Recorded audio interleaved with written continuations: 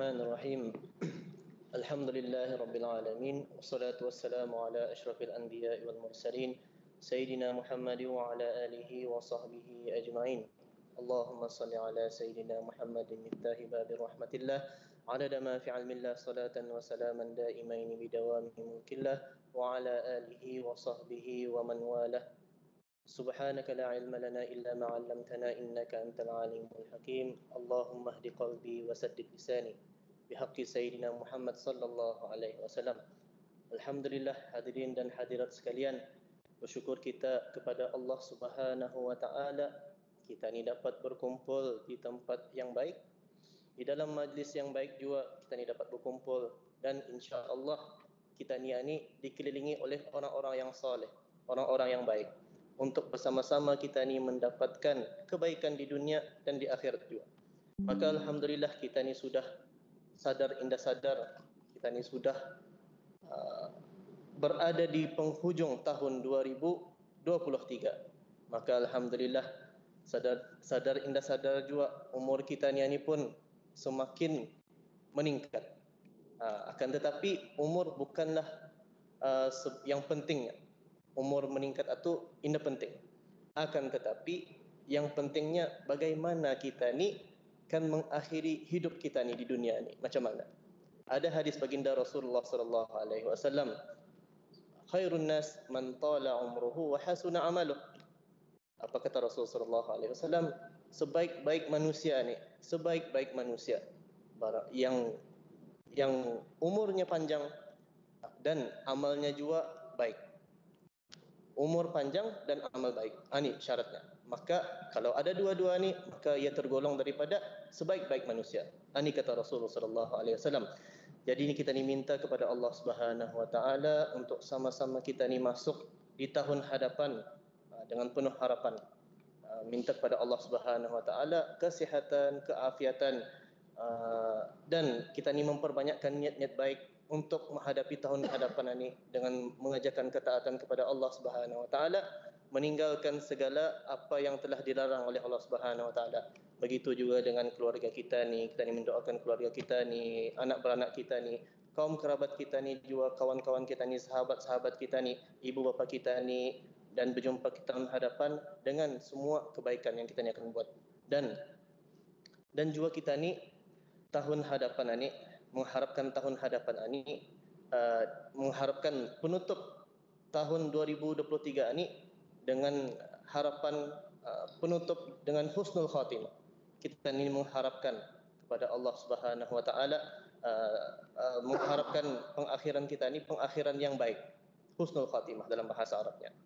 Dan kita ini sudah sentiasa berdoa kepada Allah Subhanahu wa taala, dan imam-imam pun habis sembahyang memang ada mendoakan Allahumma khtim lana bi husnil khatimah, ya Allah, akhirilah hidup kami ini ya Allah dengan pengakhiran yang baik, dan janganlah engkau akhiri kami ya Allah dengan pengakhiran yang buruk. Yang selalu kita ni berdoa. Jadinya apakah husnul khatimah?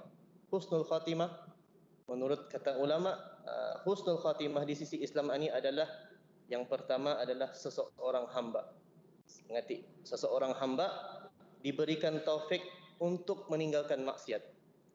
Yang kedua adalah wa taubatu minha, dan seseorang hamba itu diberikan taufik untuk meninggalkan maksiat dan bertaubat atas segala maksiat yang telah dibuat selama ini, dan ia tidak pernah melakukan lagi. Ia berazam untuk tidak melakukan. Maka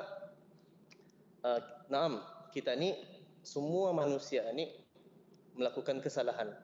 Akan tetapi sebaik-baik orang yang melakukan kesalahan ini adalah siapa?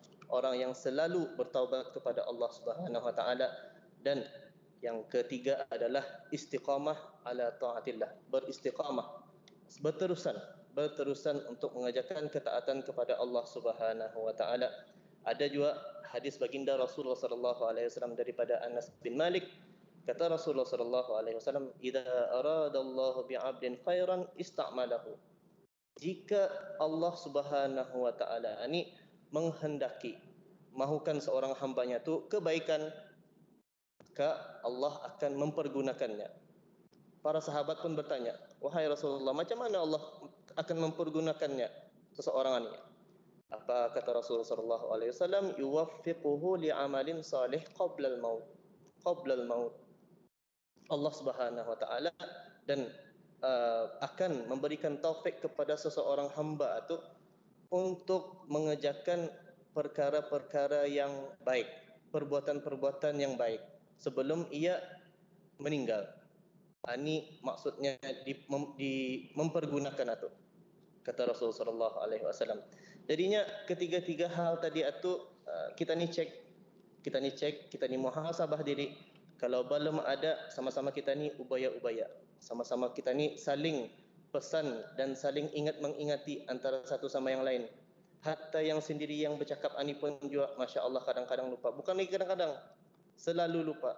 Sama-sama kita ni menuju kepada kebaikan, insya Allah, tahun hadapan ini.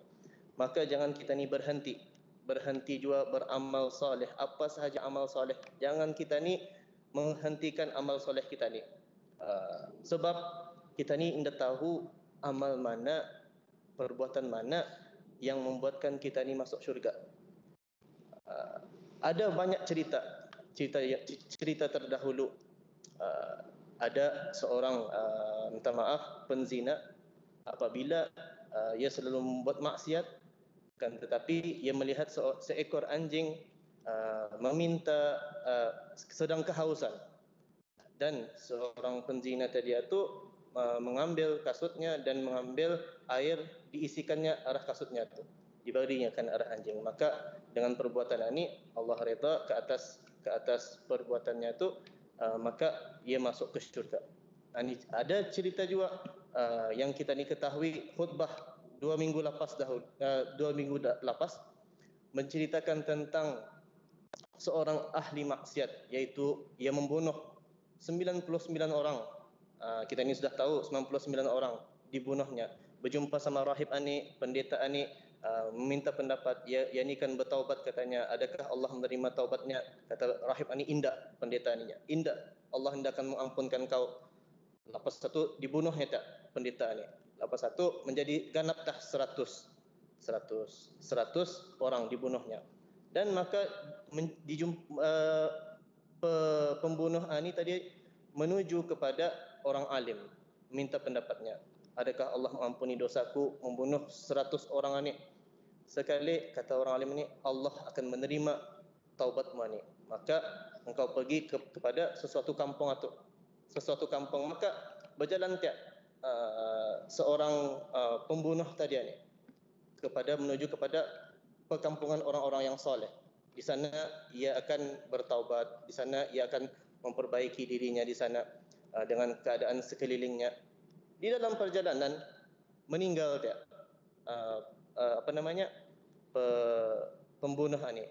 Maka malaikat pun memutuskan, pendek cerita, maka akhirnya pembunuh ini dimasukkan ke syurga di atas niatnya tu untuk bertaubat kepada Allah Subhanahu wa taala. Maka jangan sesekali kita ni mengambil remeh tentang amalan soleh yang kita ni buat, walaupun hanya menyingkirkan duri di jalan sahaja. Itu kalau Allah redha atas perbuatan kita ni itu, maka insya-Allah Allah akan mengurniakan kita ni syurga, insya-Allah. Dan ada dalam Al-Quran Allah Subhanahu wa taala berfirman, a'udzubillahi minasyaitonir rajim, bismillahirrahmanirrahim, man 'amila salihan min dzakarin aw unsa wa huwa mu'min falanuhyiyannahu hayatan thayyibah. Sesiapa yang beramal soleh dari kalangan lelaki ataupun perempuan sedang ia beriman, maka sesungguhnya kami akan menghidupkan ia dengan kehidupan yang baik. Kalau kita ni beramal soleh ni, indah semestinya untuk akhirat. Di dunia sudah Allah membalas.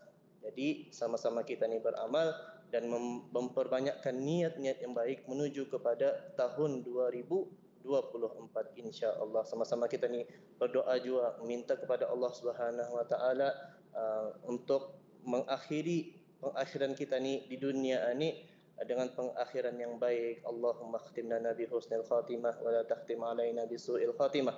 اللهم إنا نسألك سلامة في الدين وعافية في الجسد وزيادة في العلم وبركة في الرزق وتوبة قبل الموت ورحمة عند الموت ومغفرة بعد الموت. اللهم هون علينا في سكرات الموت والنجاة من النار والعفو عند الحساب. Itu sahaja, semoga bermanfaat. Aku qauli hadza wa astaghfirullah li wa lakum. Assalamualaikum warahmatullahi wabarakatuh.